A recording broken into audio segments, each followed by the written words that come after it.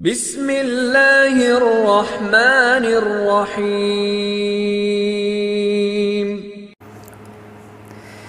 یوں تو اس ماہ میں کی جانے والی ہر عبادت قابل قدر اور باعث اجر ہے، مگر احادیث مبارکہ میں محرم کے روزوں کی خصوصی ترغیب دی گئی ہے۔ حضور صلی اللہ علیہ وآلہ وسلم ارشاد فرماتے ہیں، رمضان کے روزوں کے بعد سب سے بہترین روزے اللہ تعالیٰ کے مہینے محرم کے روزے ہیں۔ پھر اس ماہ کے تمام ایام میں سے اللہ رب العزت نے یوم عاشورہ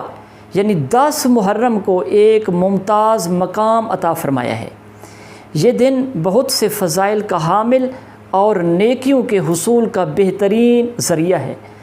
حضور صلی اللہ علیہ وآلہ وسلم کا فرمان ہے، جو شخص عاشورہ کے دن کا روزہ رکھتا ہے تو اللہ تعالیٰ اس کے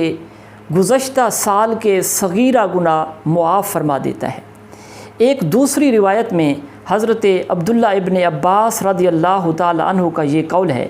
کہ میں نے حضور صلی اللہ علیہ وآلہ وسلم کو رمضان المبارک کے مہینہ اور 10 محرم کے روزے کی جستجو اور اہتمام سے زیادہ کسی اور دن کی فکر کرتے ہوئے نہیں دیکھا۔ اہل ایمان کو یہود کی مخالفت کا حکم دیا گیا ہے، اور 10ویں محرم کا روزہ چونکہ یہودی بھی رکھتے ہیں، اس لیے اب ہمارے لیے حکم یہ ہے کہ 10ویں تاریخ کے ساتھ 9ویں یا 11ویں تاریخ کا روزہ بھی رکھیں، تاکہ سنت بھی ادا ہو جائے اور اس کے ساتھ ساتھ مخالفت یہود کا پہلو بھی نکل آئے،